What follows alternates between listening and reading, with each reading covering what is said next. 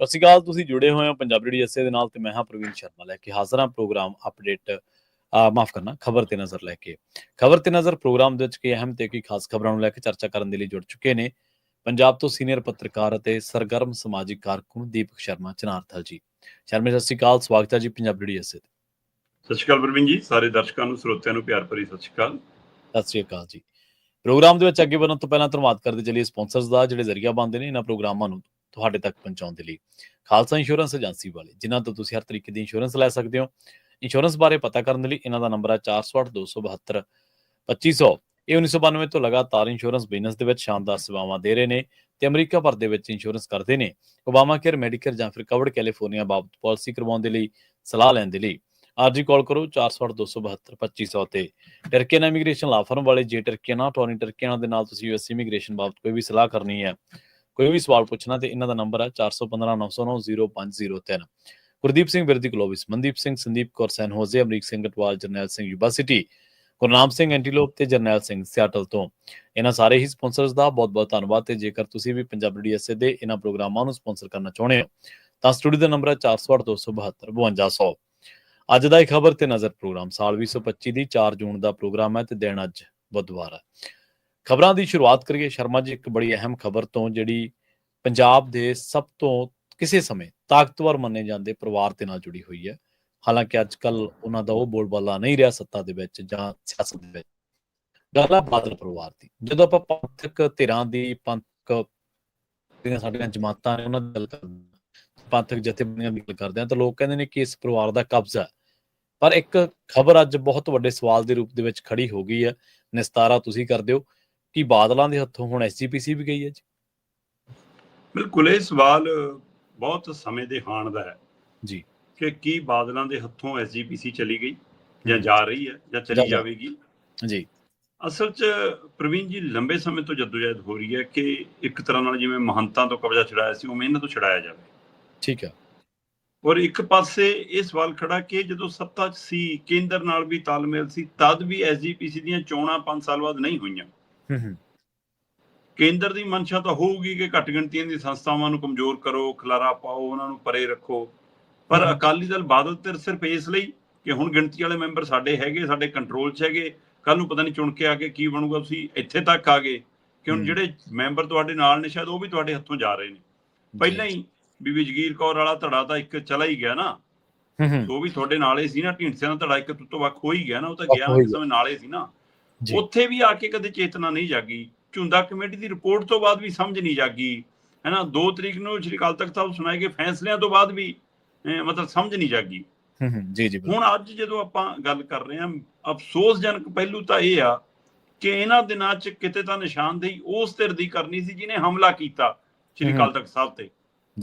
ਕਿਤੇ ਚਾਰਜੋਈ ਉਸ ਪਹਿਲੂਆਂ ਦੀ ਹੋਣੀ ਸੀ ਕਿ ਉਸ ਦੇ ਵਿੱਚ ਕਿਹਦਾ ਰੋਲ ਸੀ, ਕਿਹੜੇ ਲੀਡਰਾਂ ਦਾ ਰੋਲ ਸੀ। ਮੰਥਨ ਤਾਂ ਉਹਦੇ ਤੇ ਹੋਣਾ ਸੀ, ਪਰ ਅਸੀਂ ਉਸ ਲੀਡਰਸ਼ਿਪ ਨੂੰ ਭੰਡ ਰਹੇ ਹਾਂ ਜਿਹਨੇ ਇਹ ਦਿਹਾੜੇ ਮਨਾਉਣ ਲਈ ਕੁਝ ਉੱਥੇ ਯੋਗਦਾਨ ਪਾਉਣਾ ਸੀ ਤੇ ਉਲਟਾ ਇਹਨਾਂ ਨੇ ਇਸ ਸਥਿਤੀ 'ਚ ਲਿਖਣਾ। ਹੁਣ ਬਾਬਾ ਧੂਮਾ ਕਹਿ ਰਹੇ ਨੇ ਜੀ ਕਿ ਮੈਂ ਨਹੀਂ ਗੜਗੱਜ ਨੂੰ ਉੱਥੋਂ ਬੋਲਣ ਦਿੰਦਾ। ਜਥੇਦਾਰ ਗੜਗੱਜ ਹੋਰਾਂ ਨੂੰ ਕਹਿੰਦੇ ਮੈਂ ਨਹੀਂ ਕੌਮ ਦੇ ਨਾਮ ਸੰਦੇਸ਼ ਪੜ੍ਹਨ ਦਿੰਦਾ।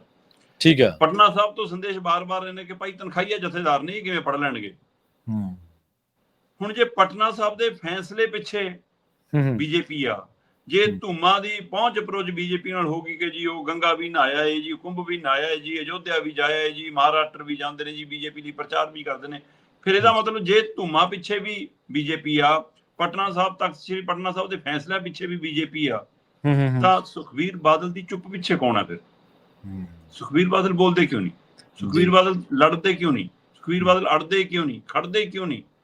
ਉਹਦੇ ਪੰਥਕ ਮਸਲੇ ਲਈ, ਪੰਜਾਬ ਦੇ ਮਸਲੇ ਲਈ, ਹੈ ਨਾ, ਕੇਂਦਰ ਵੱਲੋਂ ਲਏ ਗਏ ਗਲਤ ਫੈਸਲਿਆਂ ਲਈ, ਕਿਸੇ ਮਸਲੇ ਤੇ 10,000 ਜੀ ਉਲਟਾ ਮੋਦੀ ਜੀ ਦੀ ਤਾਰੀਫ ਕਰਦੇ ਹੀ ਸੁਣਿਆ ਸੀ ਤਾਂ। ਸਹੀ ਹੈ, ਬਿਲਕੁਲ। ਫਿਰ ਇਹਨਾਂ ਨੂੰ ਤੁਹਾਡੀ ਚੁੱਪ ਪਿੱਛੇ ਵੀ ਬੀਜੇਪੀ ਆ। ਹੁਣ ਇਹ ਸਾਰੇ ਪਹਿਲੂ ਦੇ ਵਿੱਚ ਮੁੱਖ ਇਹਨਾਂ ਕੋਲ ਤਾਕਤ ਜਿਹੜੀ ਬਚੀ ਆ ਉਹ ਲੈ ਦੇ ਕੇ ਸ਼੍ਰੋਮਣੀ ਕਮੇਟੀ ਦੀ ਆ। ਠੀਕ ਹੈ ਜੀ।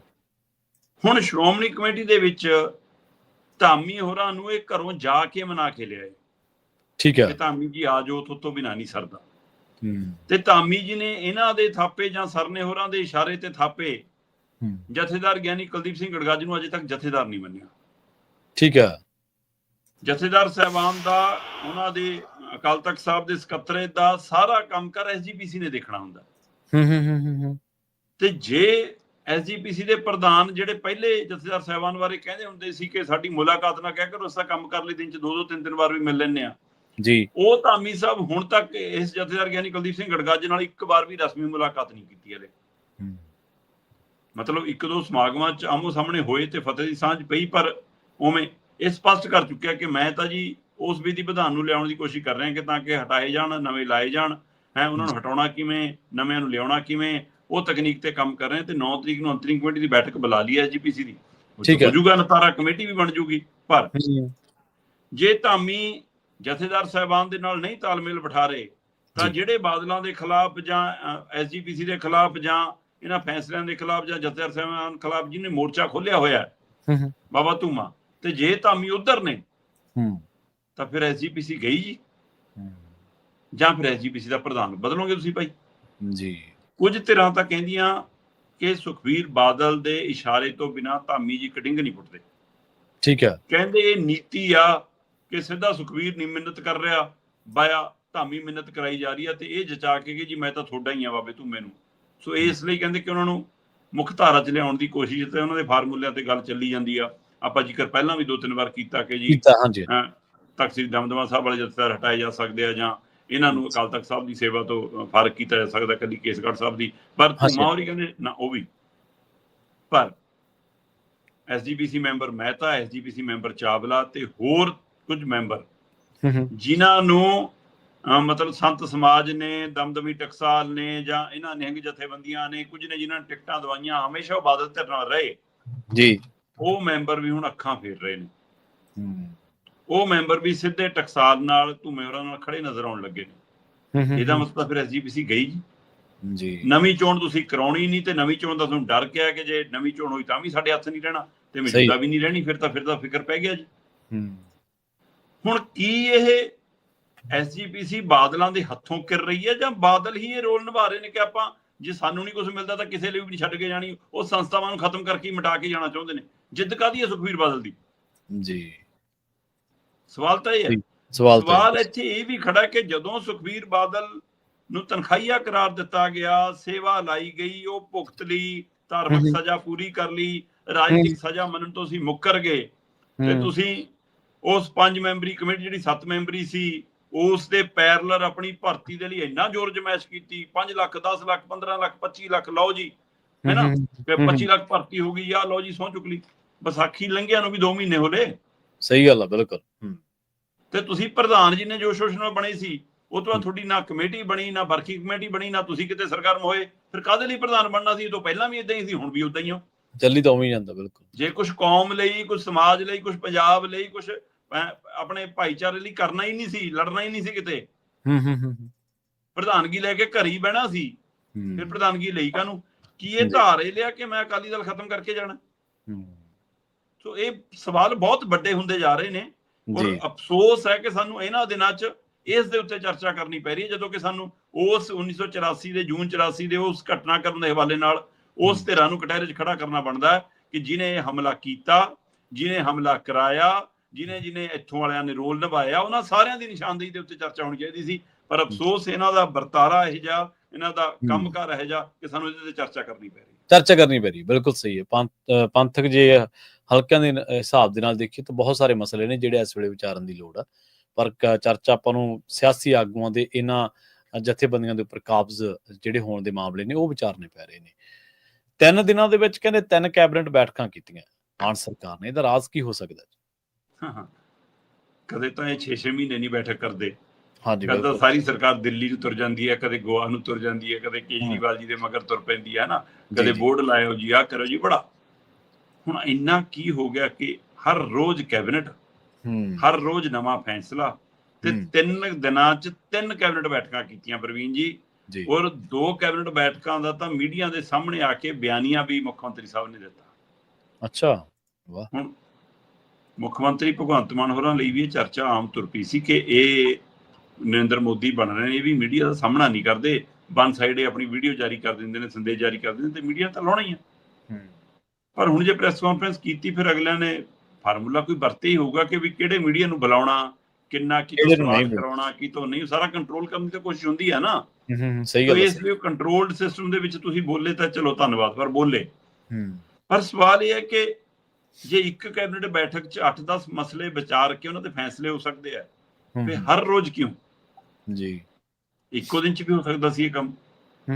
ਜੇ ਕੋਈ ਰਹਿ ਗਿਆ ਸੀ ਦੂਏ ਦਿਨ ਕਰ ਲਿਆ ਸੀ, ਚਲੋ ਲਗਾਤਾਰ ਤਾਂ ਵੀ ਹੋ ਗਿਆ ਸੀ। 30ਵੇਂ ਦਿਨ ਅਸਲ 'ਚ ਜਿਸ ਦਿਨ ਪਹਿਲੀ ਕੈਬਨਿਟ ਬੈਠਕ ਰੱਖੀ ਸੀ, ਹਾਂਜੀ, ਮੈਂ ਉਸ ਦਿਨ ਇਹ ਗੱਲ ਕੀਤੀ ਸੀ ਕਿ ਲੁਧਿਆਣਾ ਨੂੰ ਧਿਆਨ 'ਚ ਰੱਖ ਕੇ ਕੋਈ ਫੈਸਲਾ ਹੋਊਗਾ। ਸਹੀ ਹੈ। ਚਲੋ ਨਹੀਂ ਆਇਆ ਕੁਛ ਹੋਏ ਜਾਂ ਪਹਿਲੇ ਦਿਨ। ਦੂਏ ਦਿਨ ਥੋੜਾ ਜਿਹਾ ਲੱਗਿਆ ਕਿ ਐਸੀ ਭਾਈਚਾਰੇ ਦੇ, ਮਜ਼ਦੂਰ ਵਰਗ ਦੇ, ਬੇਜ਼ਮੀਨੇ ਲੋਕਾਂ ਦੇ ਕੁਝ ਕਰਜ਼ੇ ਮਾਫੀ ਵਾਲਾ ਫੈਸਲਾ ਆਇਆ ਕਿ ਲਓ ਜੀ ਇਹਦੇ ਵਿੱਚ ਕੁਝ ਧਾਰਾ ਉਸ ਖੇਤਰ ਦੇ ਵਿੱਚ ਵੀ ਹੋਊਗਾ ਥੋੜੀ ਬਹੁਤ, ਪਰ ਤਾਂ ਵੀ ਸਿੱਧਾ ਨਹੀਂ ਲੱਗਿਆ ਕਿ ਲੁਧਿਆਣੇ ਨਾਲ। ਕੱਲ ਜਦੋਂ ਤੀਜਾ ਆਇਆ ਛੋਟੇ ਦੁਕਾਨਦਾਰਾਂ ਦੇ ਹਵਾਲੇ ਨਾਲ ਕਿ ਲਓ ਜੀ ਖਤਮ ਇੰਸਪੈਕਟਰੀ ਰਾਜ ਹੈ ਨਾ, ਲਓ ਜੀ ਤੁਹਾਨੂੰ ਆਹ ਛੂਟ, ਫਿਰ ਉੱਥੇ ਲੱਗਿਆ ਕਿ ਲੈ ਭਾਈ ਹੁਣ ਆਈ ਆ ਬਿੱਲੀ ਥੱਲਿਓਂ ਬਾਹਰ। ਸਹੀ ਗੱਲ। ਪਰ ਇਹ 3 ਦਿਨ ਲਗਾਤਾਰ ਕੈਬਨਿਟ ਬੈਠਕ ਕਰਨ ਵਿੱਚ ਜਿਹੜਾ ਰਾਜ ਆ, ਮੈਨੂੰ ਲੱਗਦਾ ਕਿ ਦਿੱਲੀ ਵਾਲੀ ਜਿਹੜੀਆਂ ਏਜੰਸੀਆਂ ਨੇ ਇਹਨਾਂ ਦੀਆਂ, ਜਿਹੜੇ ਇੱਥੇ ਬੈਠੇ ਨੇ, ਉਹਨਾਂ ਦੇ ਨੁਕਤੇ ਨਿਗਾਹ ਚੋਂ, ਸਕੀਮ ਚੋਂ ਨਿਕਲਿਆ ਇਹ ਫਾਰਮੂਲਾ। ਠੀਕ ਹੈ ਕਿ ਵੀ ਰੋਜ਼ ਕੈਬਨਿਟ ਬੈਠਕ ਕਰੋਗੇ, ਰੋਜ਼ ਅਖਬਾਰ ਦੇ ਪਹਿਲੇ ਪੰਨੇ ਤੇ ਆਉਂਗੇ, ਰੋਜ਼ ਤੁਹਾਡੀ ਖਬਰ ਲੱਗੂਗੀ। ਜੇ ਪ੍ਰਵੀਨ ਜੀ 8 ਫੈਸਲੇ, 7 ਫੈਸਲੇ, 5 ਫੈਸਲੇ ਇੱਕੋ ਕੈਬਨਿਟ 'ਚ ਕਰ ਦੇਣਗੇ ਤਾਂ ਇੱਕ ਫੈਸਲੇ ਦੀ ਲੀਡ ਲੱਗੂਗੀ, ਦੂਆ ਫੈਸਲਾ ਸਬ ਹੈਡਿੰਗ 'ਚ ਆ ਜਾਊਗਾ, ਤੀਜਾ ਚੌਥਾ ਚਲੋ ਡੱਬੀ ਜੀ 'ਚ ਲੱਗ ਜਾਊਗਾ, ਚੌਥੇ ਪੰਜਵੇਂ ਤੋਂ ਬਾਅਦ ਤਾਂ ਫਿਰ ਵਿੱਚੇ ਪੜ੍ਹਨਾ ਪਊਗਾ ਕਿ ਹੋਰ ਕੀ ਹੋਇਆ।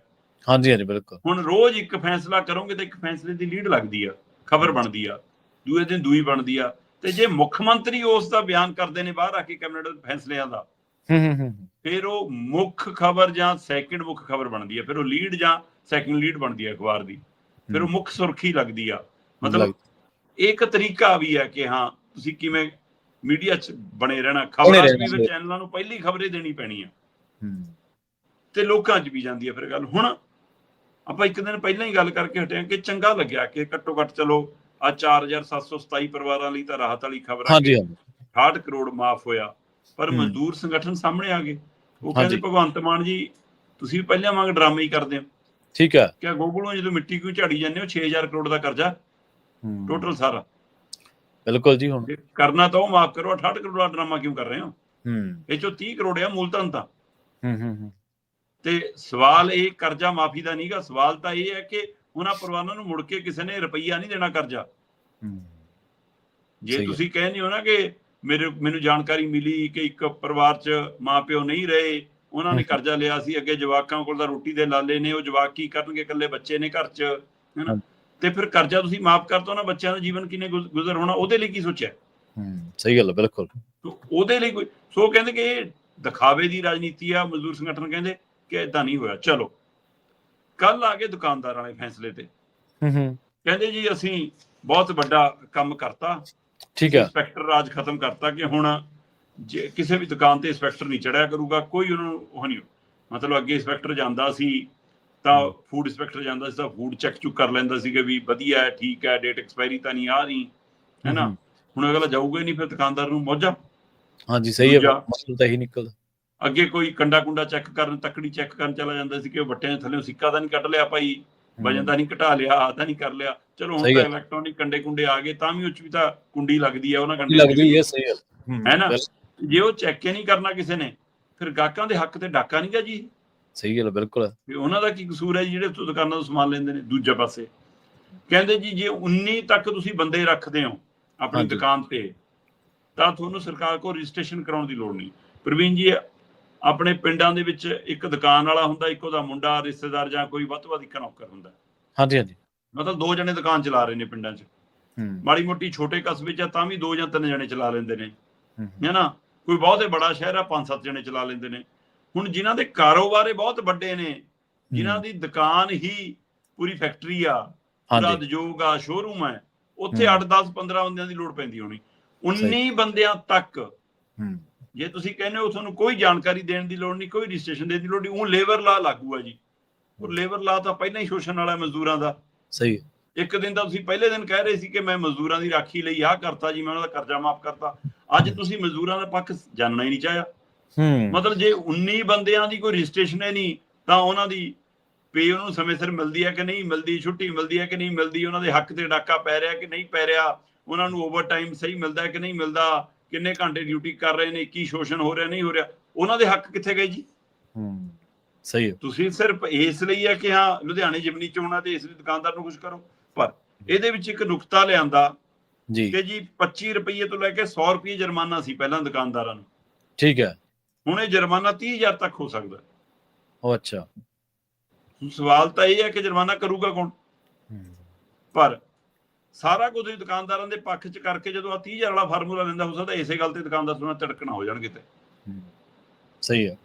ਹੁਣ ਇੱਕ ਪਿੰਡ ਵਾਲਾ ਦੁਕਾਨਦਾਰ ਹੈ ਜਿਹਦੀ ਦੁਕਾਨ ਤੇ ਦਿਨ ਚ 8-10 ਗਾਹਕ ਚੜ੍ਹਦੇ ਨੇ, ਤੇ 8-10 ਚੋਂ ਵੀ 7-9 ਲਿਖਾ ਕੇ ਆਉਂਦੇ ਨੇ ਕਾਪੀ ਤੇ ਕਿ ਬਾਈ ਹਾੜੀ ਆਏ ਤੇ ਕਰਾਂਗੇ, ਸੌਣੀ ਆਏ ਤੇ ਕਰਾਂਗੇ, ਉਹ ਦੁਕਾਨਦਾਰ ਲਈ ਵੀ ਜੁਰਮਾਨਾ 30,000 ਹੈ, ਤੇ ਉਹਦੇ ਲਈ ਵੀ ਕਮਰਸ਼ੀਅਲ ਮੀਟਰ ਲੱਗਿਆ ਹੋਇਆ ਬਿਜਲੀ ਦਾ, ਉੱਥੇ ਕੋਈ ਉਹਨੂੰ ਰਾਹਤ ਨਹੀਂ। ਇੱਕ ਛੋਟੇ ਕਸਬੇ ਵਾਲਾ ਦੁਕਾਨਦਾਰ ਹੈ, ਉਹਦਾ ਗੁਜ਼ਾਰਾ ਕਿਵੇਂ ਚੱਲਦਾ ਸਾਰਿਆਂ ਨੂੰ ਪਤਾ, ਉਹਦੇ ਲਈ ਵੀ ਜੁਰਮਾਨਾ 30,000 ਹੈ।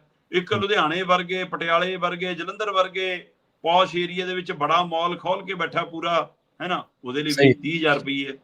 ਅੱਛਾ, ਤੇ ਉਹਦੇ ਲਈ ਵੀ ਕਮਰਸ਼ੀਅਲ, ਮਤਲਬ ਜੇ ਬਿਜਲੀ ਦੀ ਰਾਹਤ ਦੇਣੀ ਹੈ, ਇਹ ਇਸ ਜੁਰਮਾਨੇ ਦੀ ਰਾਹਤ ਦੇਣੀ ਹੈ, ਤਾਂ ਏਰੀਆ ਵਾਈਜ਼, ਖੇਤਰ ਵਾਈਜ਼ ਦੁਕਾਨਦਾਰ ਦੇ ਉਸ ਆਮਦਨ ਦੇ ਹਵਾਲੇ ਨਾਲ ਵੀ ਦਿਓ ਨਾ, ਉੱਥੇ ਇੱਕੋ ਰੱਸੇ ਨਾਲ ਬਣ ਰਹੇ।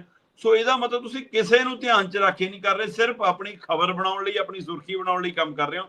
ਤੁਸੀਂ ਰੋਜ਼ ਬੈਠਕਾਂ ਕਰਕੇ ਚਰਚਾ ਚ ਰਹਿਣਾ ਚਾਹੁੰਦੇ ਹੋ, ਅਖਬਾਰਾਂ ਚ ਰਹਿਣਾ ਚਾਹੁੰਦੇ ਹੋ, ਚੈਨਲਾਂ ਤੇ ਛਾਣਾ ਚਾਹੁੰਦੇ ਹੋ, ਤਾਂ ਕਿ ਲੁਧਿਆਣੇ ਚ ਲੋਕਾਂ ਨੂੰ ਇਹ ਲੱਗੇ ਕਿ ਬਹੁਤ ਕੰਮ ਕਰਦੇ ਆ ਮੁੱਖ ਮੰਤਰੀ ਸਾਹਿਬ, ਦੇਖੋਗੇ ਜੀ। ਸਹੀ ਗੱਲ, ਬਿਲਕੁਲ ਜੀ।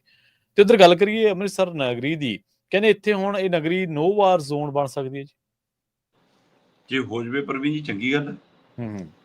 ਅਸਲ ਚ ਪੰਜਾਬ ਦੇ 2 ਮੈਂਬਰ ਪਾਰਲੀਮੈਂਟ ਨੇ ਚਿੱਠੀ ਲਿਖੀ ਆ ਭਾਰਤ ਦੇ ਮੁੱਖ ਪ੍ਰਧਾਨ ਮੰਤਰੀ ਨੂੰ, ਨਰਿੰਦਰ ਮੋਦੀ ਹੋਰਾਂ ਨੂੰ, ਠੀਕ ਹੈ ਜੀ, ਕਿ ਅੰਮ੍ਰਿਤਸਰ ਨੂੰ ਉਸ ਦੇ ਧਾਰਮਿਕ ਮਹੱਤਤਾ ਨੂੰ ਧਿਆਨ ਚ ਰੱਖਦਿਆਂ ਹੋਇਆਂ, ਉਸ ਦੇ ਇਤਿਹਾਸਕ ਮਹੱਤਤਾ ਨੂੰ ਧਿਆਨ ਚ ਰੱਖਦਿਆਂ ਹੋਇਆਂ ਇਸ ਨੂੰ 9 ਵਾਰ ਜ਼ੋਨ, ਮਤਲਬ ਕਿ ਜੰਗ ਰਹਿਤ ਖੇਤਰ ਐਲਾਨਿਆ ਜਾਵੇ।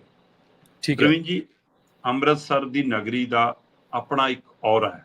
ਸਹੀ ਹੈ, ਬਿਲਕੁਲ, ਆਪਣਾ ਇੱਕ ਇਤਿਹਾਸ ਹੈ, ਆਪਣਾ ਇੱਕ ਫਲਸਫਾ ਹੈ। ਉਹ ਵਪਾਰੀ ਪੱਖੋਂ ਵੀ, ਕਾਰੋਬਾਰੀ ਪੱਖੋਂ ਵੀ, ਖਾਣ ਪੀਣ ਪੱਖੋਂ ਵੀ ਬਹੁਤ ਮਸ਼ਹੂਰ ਸ਼ਹਿਰਾਂ ਚੋਂ ਆਉਂਦਾ ਹੈ।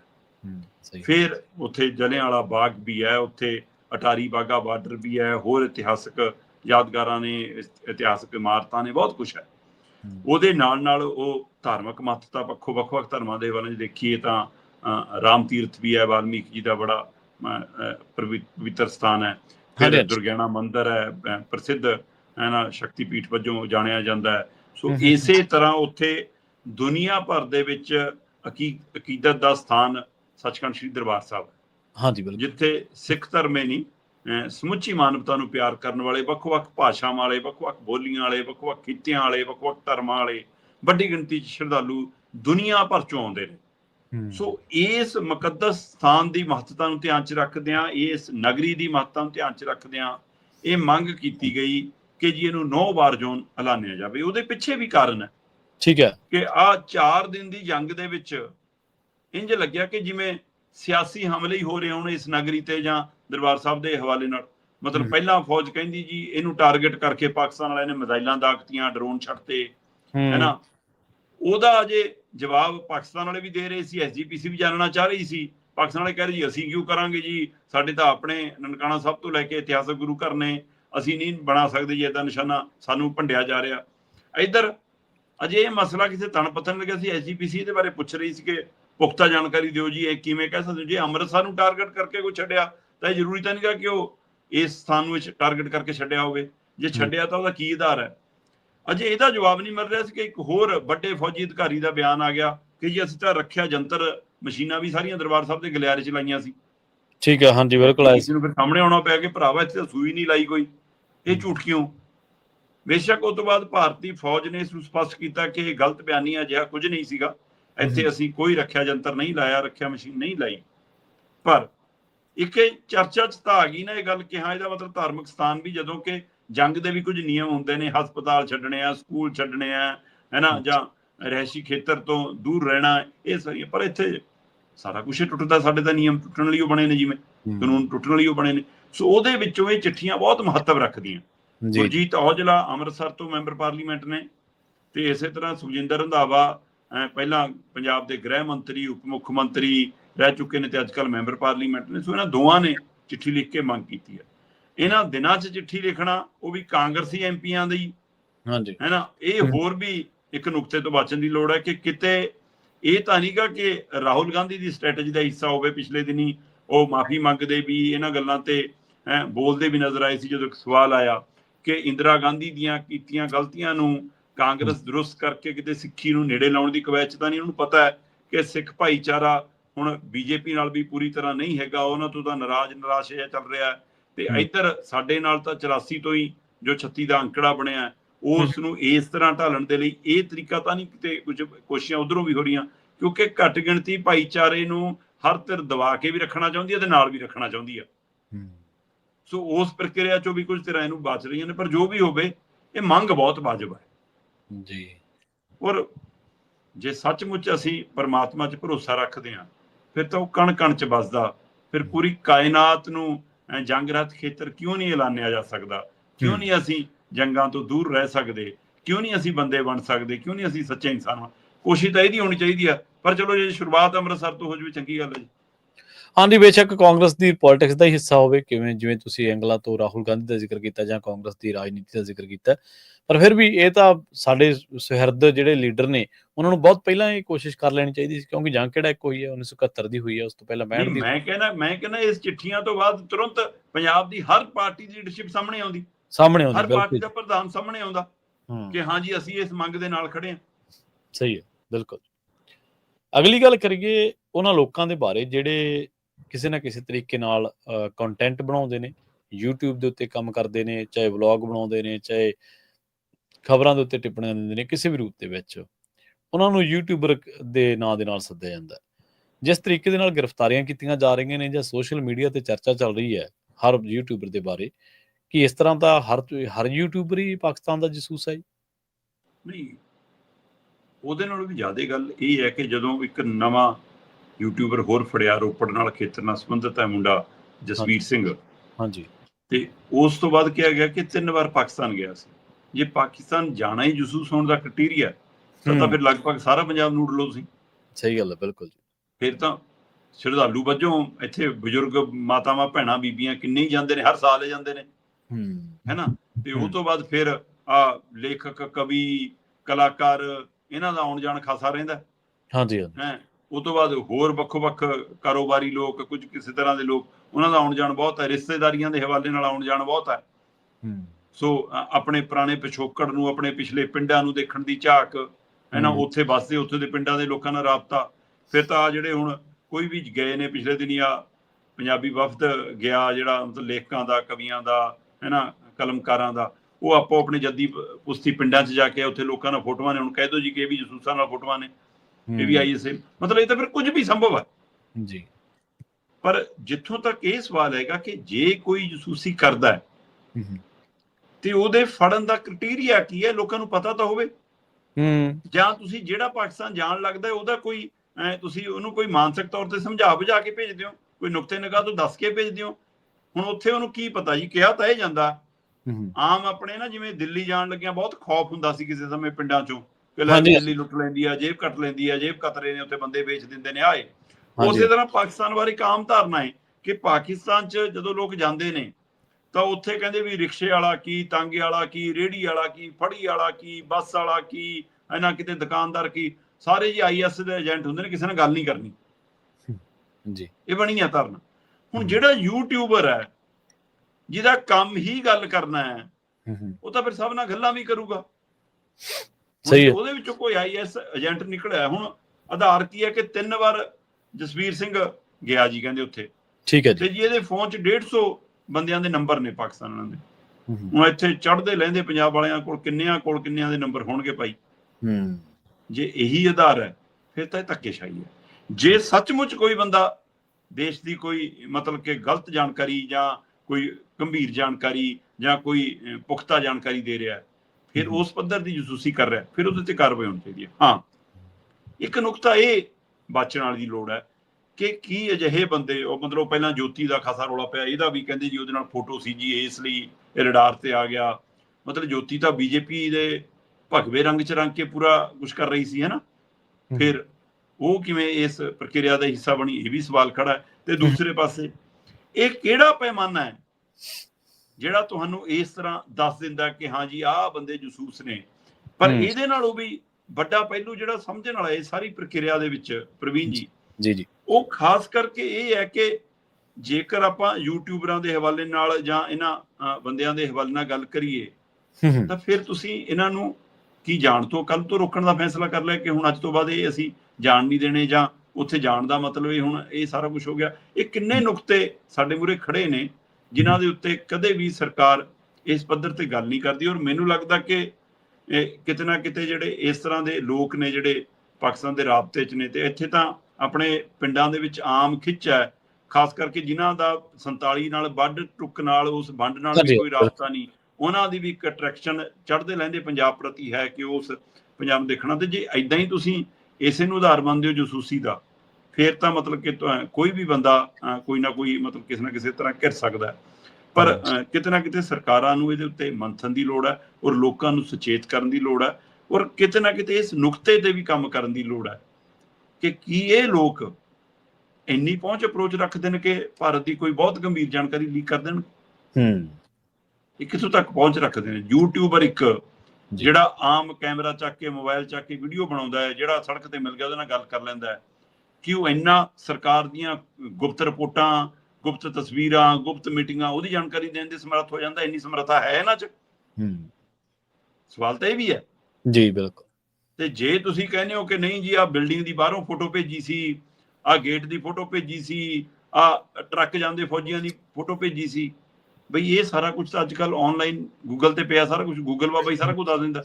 ਸਹੀ ਗੱਲ। ਜਸੂਸ ਤਾਂ ਗੂਗਲ ਬਾਬਾ ਹੈਗਾ, ਫਿਰ ਉਹਦੇ ਤੇ ਕਰ ਲਓ। ਸੋ ਇਸ ਲਈ ਕ੍ਰਾਈਟੇਰੀਆ ਲੋਕ ਸਮਝਣਾ ਚਾਹੁੰਦੇ ਆ, ਔਰ ਲੋਕਾਂ 'ਚ ਇਸ ਨੂੰ ਲੈ ਕੇ ਖੌਫ ਹੈ। ਜਿਨ੍ਹਾਂ ਦੇ ਬੱਚੇ ਗਏ ਨੇ, ਜਿਨ੍ਹਾਂ ਦੇ ਪਰਿਵਾਰਕ ਜੀ ਗਏ ਨੇ, ਉਹ ਤਾਂ ਇਸ ਗੱਲ ਤੋਂ ਡਰੇ ਪਏ ਨੇ ਕਿ ਕੱਲ ਨੂੰ ਜਿਹਨੂੰ ਮਰਜ਼ੀ ਬਣਾ ਦਿਓ। ਮਤਲਬ ਸਰਕਾਰ ਨੂੰ ਸਵਾਲ ਕਰਨਾ ਹੀ ਹੁਣ ਤਾਂ ਦੇਸ਼ ਧਰੋਹ ਹੈ, ਜਿਵੇਂ ਉਵੇਂ ਫਿਰ ਪਾਕਿਸਤਾਨ ਜਾਣਾ ਹੀ ਜਸੂਸ ਹੋਣਾ। ਬਿਲਕੁਲ ਸਹੀ ਹੈ। ਜਾਂਦਿਆਂ ਦੀ ਗੱਲ ਕਰੀਏ ਆਰਸੀਬੀ ਦੀ ਜਿੱਤ ਦੀ, ਕਹਿੰਦੇ ਪ੍ਰਸ਼ੰਸਕਾਂ ਨੂੰ ਰਾਸ ਨਹੀਂ ਆਈ, ਭਗਦੜ ਮਚੀ ਤੇ 11 ਜਣੇ ਆਪਣੀ ਜਿਹੜੀ ਜਾਨ ਆ ਉਹਦੇ ਤੋਂ ਹੱਥ ਧੋ ਬੈਠੇ ਜੀ। ਪ੍ਰਵੀਨ ਜੀ, ਬਿਲਕੁਲ ਮੁੱਖ ਮੰਤਰੀ ਸਾਹਿਬ ਦੇ ਨੇ ਉੱਥੇ ਉਸ ਸੂਬੇ ਦੇ ਨੇ ਕਿਹਾ ਕਿ ਅਸੀਂ ਅੰਦਾਜ਼ਾ ਨਹੀਂ ਲਾਇਆ ਸੀ, ਕਰਨਾਟਕ ਵਾਲਿਆਂ ਨੇ, ਕਿ ਇੰਨੀ ਜਨਤਾ ਇਸ ਸਟੇਡੀਅਮ ਦੇ ਬਾਹਰ ਇਕੱਠੀ ਹੋ ਜੂਗੀ, ਅਸੀਂ ਇਹਦੇ ਲਈ ਤਿਆਰ ਨਹੀਂ ਸੀਗੇ। ਪਰ ਉਹ ਜਿੱਤ ਦੀ ਖੁਸ਼ੀ ਮਾਤਮ 'ਚ ਬਦਲ ਗਈ ਤੇ 11 ਤੱਕ ਦੀ ਜਾਣਕਾਰੀ ਹੈਗੀ ਆ, ਔਰ ਗਿਣਤੀ ਵੱਧ ਸਕਦੀ ਹੈ। ਅਜੇ ਵੀ 2 ਦਰਜਨ ਦੇ ਕਰੀਬ ਲੋਕ ਜ਼ਖਮੀ ਨੇ। ਭਗਦੜ ਮਚੀ, ਪੁਲਿਸ ਨੇ ਲਾਠੀ ਚਾਰਜ ਕੀਤਾ, ਉਸ ਤੋਂ ਬਾਅਦ ਕਹਿੰਦੇ ਕਾਰਵਾਈ ਹੋਈ। ਚਲੋ ਹੁਣ ਜਾਂਚ ਹੋਊ, ਸਾਰਾ ਕੁਝ ਹੋਊ। ਪਰ ਮੇਰਾ ਤਾਂ ਇਹਦੇ ਨਾਲੋਂ ਵੱਖਰਾ ਸਵਾਲ ਹੈ। ਮੇਰਾ ਸਵਾਲ ਇਹ ਹੈ ਕਿ ਇਹ ਟੂਰਨਾਮੈਂਟ ਕਿਹੜੇ ਮੁਲਕ ਲਈ ਸੀ? ਇਹ ਟੂਰਨਾਮੈਂਟ ਕਿਹੜੇ ਸੂਬੇ ਲਈ ਸੀ? ਇਹ ਟੂਰਨਾਮੈਂਟ ਕਿਹੜੇ ਸ਼ਹਿਰ ਲਈ ਸੀ? ਕਿ ਤੁਸੀਂ ਕਿਹਦੇ ਲਈ ਜਿੱਤ ਕੇ ਆਏ ਹੋ, ਇਹ ਤਾਂ ਦੱਸ ਦਿਓ। ਜਿਹੜੇ ਜਸ਼ਨ ਮਨਾ ਰਹੇ ਹੋ, ਨਾ ਤਾਂ ਉਹ ਟੀਮਾਂ ਪੂਰੀਆਂ ਸੂਬੇ ਦੀਆਂ ਨੇ, ਹੈ ਨਾ ਹੀ ਉਹ ਸੂਬੇ ਵੱਲੋਂ ਖੇਡਦੀਆਂ ਨੇ, ਸੂਬਾ ਸਰਕਾਰ ਵੱਲੋਂ, ਲੋਕਾਂ ਵੱਲੋਂ ਸਪਾਂਸਰ ਹੋਣ। ਉਹ ਪ੍ਰਾਈਵੇਟ ਕੰਪਨੀਆਂ ਨੇ, ਭਾੜੇ ਤੇ ਖਰੀਦੇ ਹੋਏ ਖਿਡਾਰੀ ਨੇ, ਤੇ ਉਹਨਾਂ ਲਈ ਖੇਡਦੇ ਨੇ।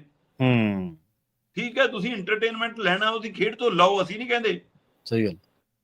ਪਰ ਉਹਦੇ ਨਾਲ ਇਹ ਭਾਵਨਾ ਜੋੜ ਲੈਣੀ ਆ, ਮਤਲਬ ਇਹ ਫਿਰ ਹਰ ਸਾਲ ਆਉਂਦਾ, ਆ 2 ਮਹੀਨੇ ਮੁੱਕਣੇ ਨਹੀਂ, ਅਗਲੇ ਮਹੀਨੇ ਫਿਰ ਇਹਨਾਂ ਦੀ ਮੰਡੀ ਮੰਗ ਖਰੀਦੋ ਫਰੋਖ ਸ਼ੁਰੂ ਹੋ ਜਾਣੀ ਆ। ਇੱਧਰ ਚਲਾ ਗਿਆ ਜੀ, ਇੱਧਰ ਖਰੀਦ ਲਿਆ ਜੀ, ਇੰਨੇ 'ਚ ਆ ਗਿਆ, ਉਹਨੇ 'ਚ ਆ ਗਿਆ ਜੀ, ਹੈ ਨਾ।